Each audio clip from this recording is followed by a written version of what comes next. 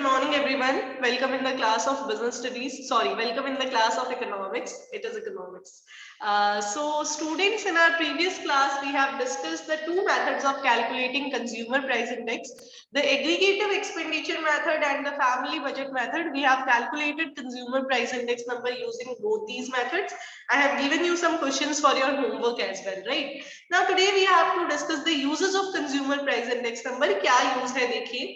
Number one, it helps in wage negotiation, formulation of wage policy, price policy, rent control, taxation and general economic policy formulation.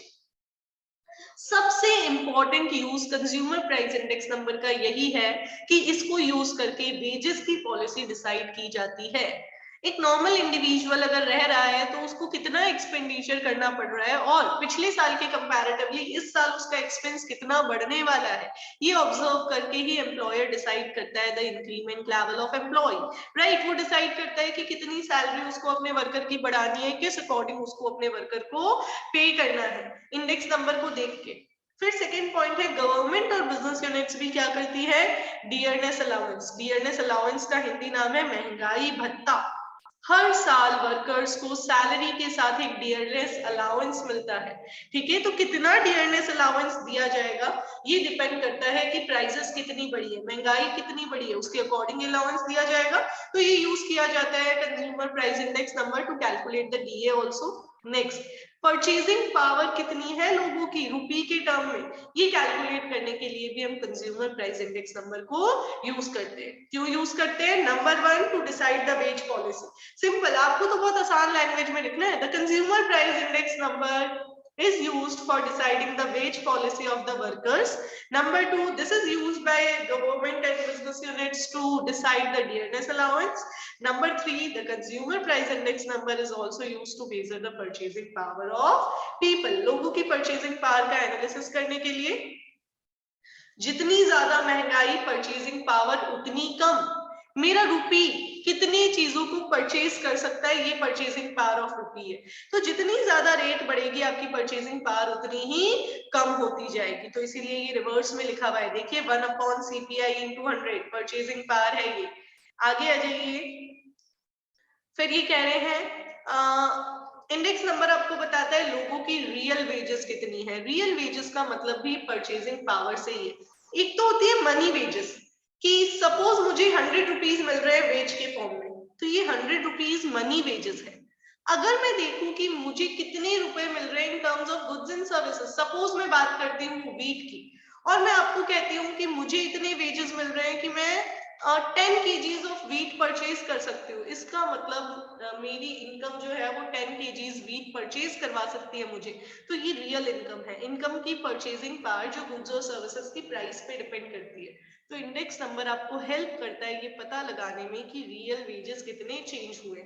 Real wages क्या है? The wages indicated in terms of purchasing power of consumers, कि भाई कितने goods और services वो खरीद सकता है, कितना क्वांटिटी ऑफ गुड्स और सर्विसेज खरीदे जा सकते हैं विद द गिवन इनकम. तो वो रियल वेजेस डिक्रीज होती जाती है with the increase in prices. तो कितना चेंज रियल वेजेस में आ रहा है ये भी हम इंडेक्स नंबर से पढ़ते हैं. आगे आ जाइए. Consumer price index number are also used for analysing marks for particular kinds of goods and services. Markets for particular kind of goods and services, कि भाई मार्केट्स क्या चल रहे हैं, किस मार्केट में हाई पीक आया है और किस में मार्केट डाउन हुआ है. फिर अगर हम बात करें इंडिया में 3 consumer price index number calculate होते हैं. CPI for industrial worker, labour bureau Shimla publish करता है इसको. ठीक है, 1982 बेस ईयर लिया जाता है. Next, urban non manual employees के लिए ये लेबर ब्यूरो शिमला का ही इसको पब्लिश करता है. और नेक्स्ट ये CPI फॉर एग्रीकल्चरल लेबर. अलग अलग क्लास के लोगों के लिए अलग अलग है और अलग अलग ऑर्गेनाइजेशंस इसको पब्लिश कर रही है. जनरली हर मंथ प्राइसेस चेंज होते हैं तो हर मंथ कैलकुलेट किया जाता है और बेसिकली एनुअल जो इनकी रिपोर्ट्स होती है वो ज्यादा यूज की जाती है. फिर देखिए overall uses of index number कहाँ यूज किए जाते हैं. नंबर वन, अलग अलग पॉलिसीज बनाने में. जितनी भी प्लान्स एंड पॉलिसीज है वो सारी पॉलिसीज बनाने में इंडेक्स नंबर हेल्पफुल है.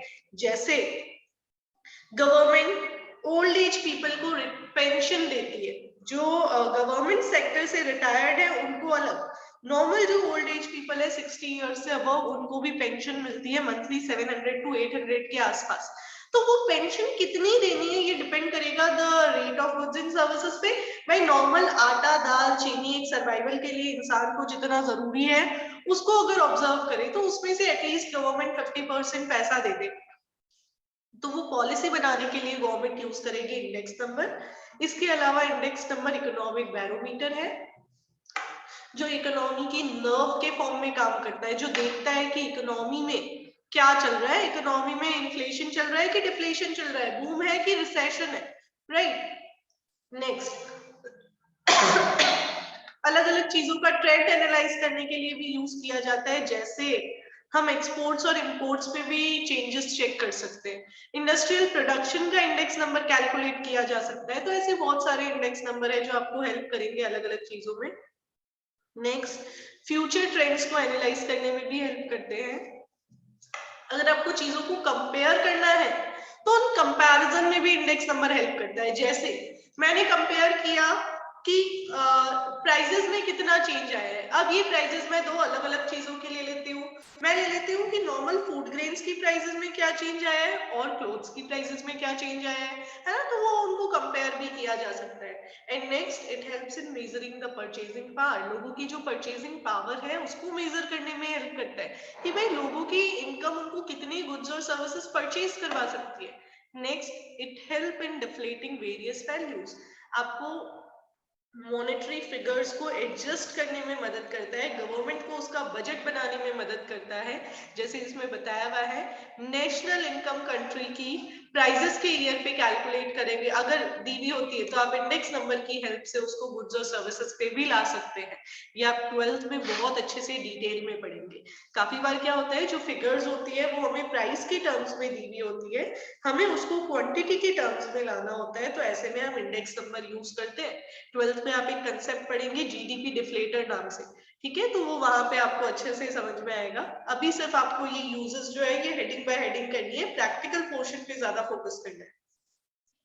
यूजेस के बाद आपको आ जाना है सीधा इंडेक्स नंबर एंड इन्फ्लेशन पे। ये जो टॉपिक आपका इंडेक्स नंबर एंड इन्फ्लेशन है ये आपको जरूर रीड कर लेना है, देखें जरा ध्यान से दिस वन।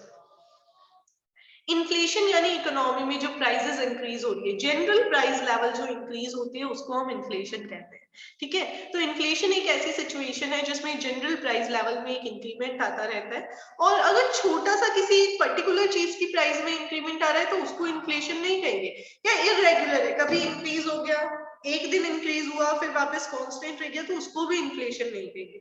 इन्फ्लेशन कब कहेंगे, जब कांस्टेंट लेवल से प्राइसेस बढ़ ही रही है, ठीक है, और हम उनको नोटिस भी कर सकते हैं, तो यही इन्फ्लेशन है।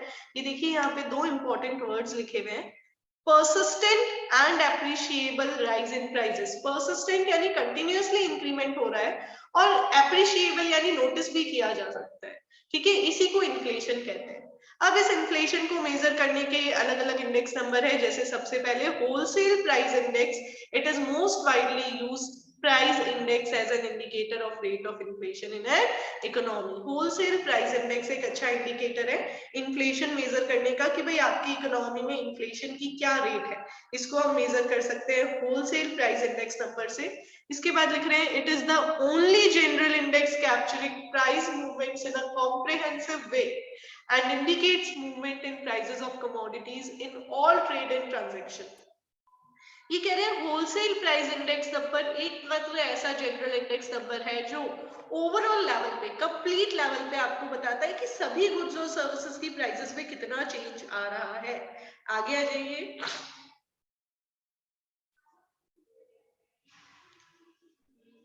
नेक्स्ट कह रहा है wholesale price index is available on weekly basis with the shortest possible time lag of 2 weeks.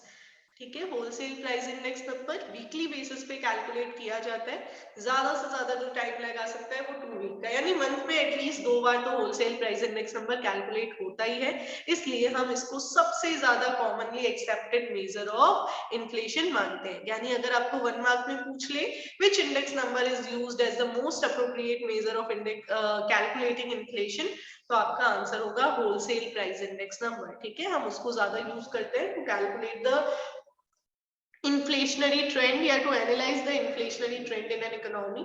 उसके बाद में आगे आ जाते हैं हम, लास्ट पोर्शन ये कंप्लीट हो गया है। बस अब देख लीजिए आपको इस चैप्टर में क्या क्या पढ़ना है। ये ओवरऑल फॉर्मूले गिवन है, तो आपको अनवेटेड इंडेक्स नंबर बिल्कुल पढ़ने हैं। ये दोनों फॉर्मूले weighted aggregative method index number में Laspeyres, Paasche's and Fisher's method, and then weighted average of price relative, और ये कंज्यूमर प्राइस इंडेक्स नंबर, ये हमने किया है। राइट, बस हमने कौन सा नहीं किया, इंडस्ट्रियल इंडेक्स नंबर हमने नहीं किया because it is not a part of your syllabus. बाकी फॉर्मूला इसका भी फैमिली बजट मेथड जैसा ही है, सेम टू सेम, बट हमें सिर्फ कंज्यूमर प्राइस इंडेक्स नंबर वाला पोर्शन डिस्कस करना था क्योंकि वही हमारे अपडेटेड सिलेबस का पार्ट है। तो ये करने के बाद unsolved practicals I have already provided you, कि आपको कौन कौन से करने हैं। एक बार दोबारा बता देती हूँ ताकि आपको ध्यान में रहे कि चैप्टर नंबर 11 से रिलेटेड कौन कौन से क्वेश्चंस आपको आपकी फेयर कॉपी में करने हैं। सॉरी, चैप्टर 12 से रिलेटेड। Have a look.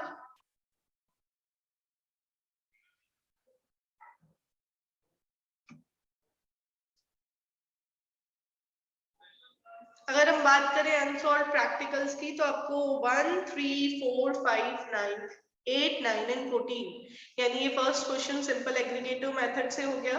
उसके बाद में रिमेनिंग क्वेश्चंस आपको मिल जाएंगे आगे की पीडीएफ में, तो आप उनको जरूर करके देखिएगा।